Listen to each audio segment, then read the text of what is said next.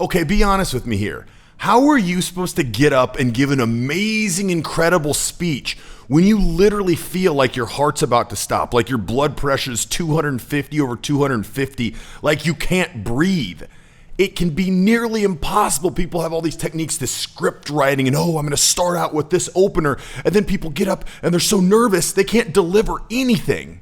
Well, in this video, I'm going to go through 6 tips that you can use even if you feel crazy stage fright and crazy anxiety beforehand, to dim that down a little bit so you can deliver a fantastic speech no matter how nervous you are going in. The first technique. Hey, if you're in a hurry and aren't going to make it to the end of the video, I still want to give you a chance to download your free tonality checklist, which is going to teach you how to speak with a very strong, powerful tone of voice. You can touch or click up here in the right corner right now to download yours, or you can learn more towards the end of the video. Flies in the face of a later technique, which talks about spontaneity and conversing in a natural way.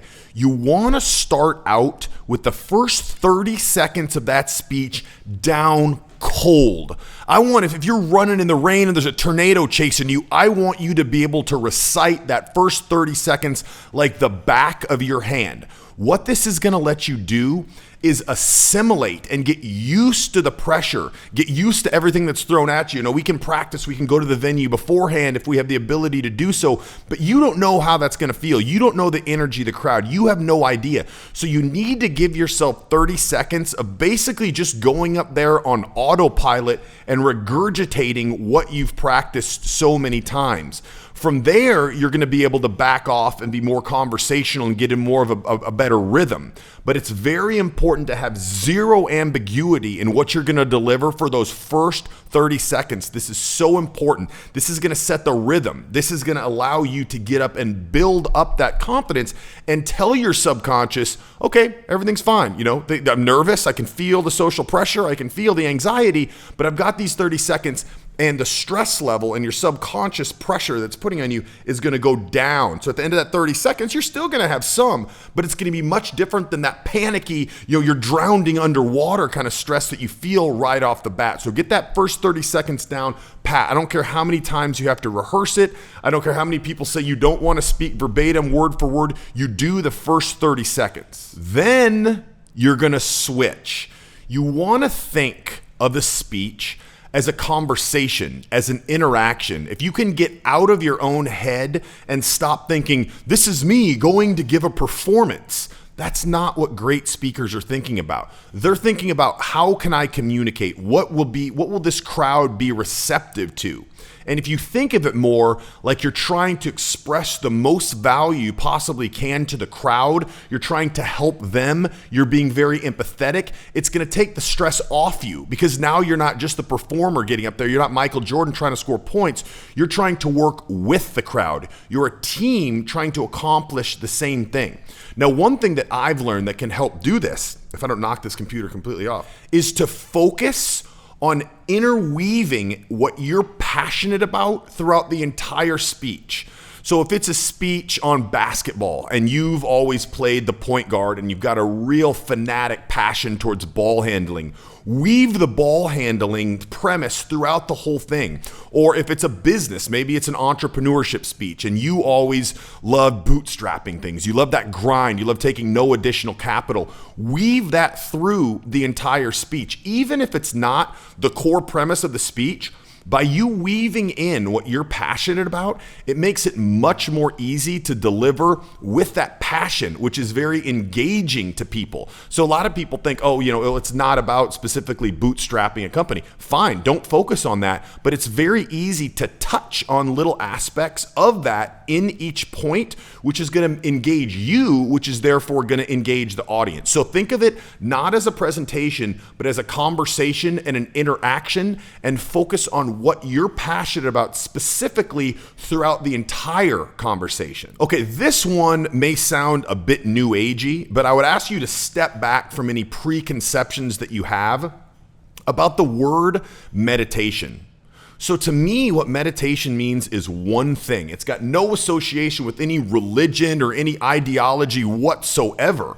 all you're doing is giving your mind a minute to rest and not think about anything. So all you're doing is pushing every thought that comes into your brain out until eventually there's just no thoughts. You're just sitting there. I heard once that you want to think about your brain as a stream going through it. And when a thought does pop up, just let it go in the stream and let it just go out of it. If you want to focus on your breathing, some people say that's easier to not think about things when you're focusing on one thing or a spot on the wall. Whatever you got to do.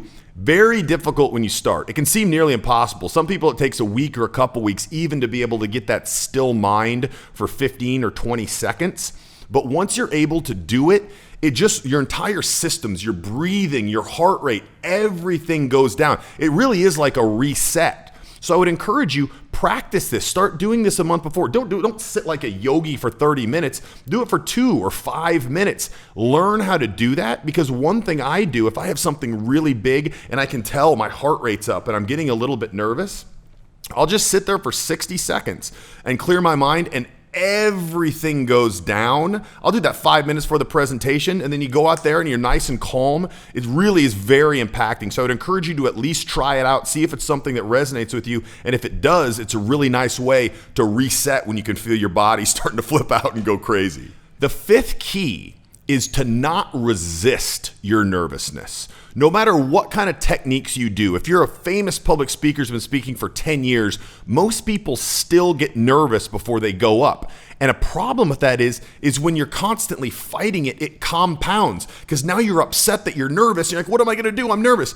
You got to come to grips with the fact that we get nervous in front of people. That's the way humans are wired. There's a lot of arguments about why we're wired that way. Who cares? We are wired that way. So come to peace with it. When you get up there and you swallow hard and it's kind of awkward, don't fight it and be like, oh, everyone sees I'm nervous. Yeah, people get nervous when they speak. It's no big deal at all. Just be cool with that. Expect that. When you get up, expect you're going to feel nervous. Expect like you're going to be fluttering in water a little bit. That's fine. Once you come to grips with the fact that that's normal and that's cool and it's no big deal, it's going to stay there and slowly go down as you stay on stage, versus crescendo all of a sudden because you're fighting it more and more. It's like quicksand. So just be cool on top of that quicksand. Just lay there, be cool, understand what it's doing. Don't struggle and fight, because it's going to make it worse and worse and worse. Now, this is a little trick to get the crowd on your side, because a lot of people will say that it doesn't matter how good your message is. If people don't like you, they're not receptive to it.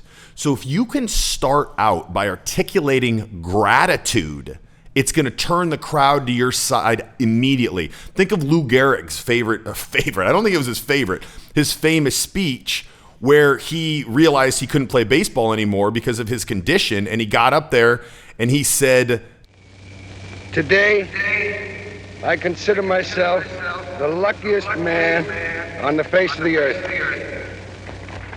And all of a sudden he had the crowd. I mean, like he didn't have the crowd, he was a Yankee. But I'm saying that's something that people incorporate all the time. So if you can get up there and express gratitude for being there, any reason at all. You know, I've really always wanted to come and speak here. I feel so grateful that I'm able to come here.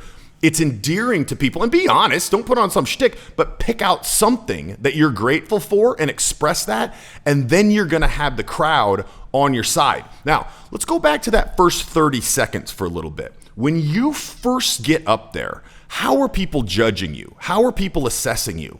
Well, if you look at statistics, one of the biggest things that people are looking at is your delivery or your vocal tonality.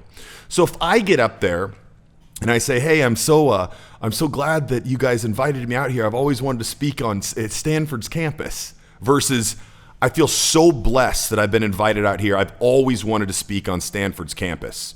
The tonality is the only thing that's different, but it communicates grossly different things.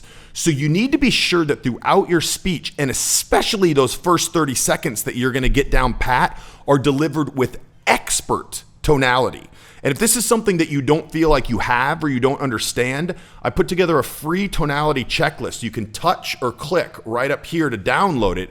And what it's going to do is walk you through 5 different things that you need to become aware of when you're speaking, these different components of tonality. Because once your brain realizes these are different components, and it starts to see when you experiment by working in these different components that, oh yeah, when I speak like this, I command more respect. I command more attention. When I'm talking, people don't lose interest and walk away, but more they're waiting to hear the end of the story. When you can do that, your subconscious will take it from there and do the rest. But you have to be able to explain by understanding and trying different things what works and what doesn't. Otherwise, your subconscious has no idea what's going on. So you can click here to download that checklist to kind of embed those in your subconscious and get your tonality where you need to be. You're going to get the first 30 seconds down absolutely packed. You're going to focus on a conversation, not a performance. You're going to weave in something you're passionate about through the entire thing. You're going to understand that people get nervous. That's normal. You're not going to fight it. You're going to become cool with it. If it resonates with you, you're going to do a little meditation. You're going to clear your mind beforehand, which is going to enable you to be nice, calm, and cool. And you're going to start out by expressing gratitude to get that crowd on your side. And it puts you in a nice mood when you express gratitude right off the start. I think it's a nice, just general mindset to live in from day to day. If people don't treat you like a man right now, it's really hard to continually try to act like a man, because every time you do and you step up, you get beaten back and put in your place. Now, one of the biggest things, one of the biggest impacts of people's perception of your strength, your leadership, your masculinity, for women, your attractiveness, is the strength and quality of your voice. Now, I don't care what kind of voice you were born with. It doesn't matter. It's about finding the specific resonance for your voice and knowing how to leverage it and to utilize tonality. So when you start talking, you get respect. So you start talking, people come around to listen to you as opposed to get bored and turn around and walk away. So if this is something that you're looking to improve with in your own life, I'd encourage you to click right here and let me walk you through the program and tell you a little bit more about what it's about.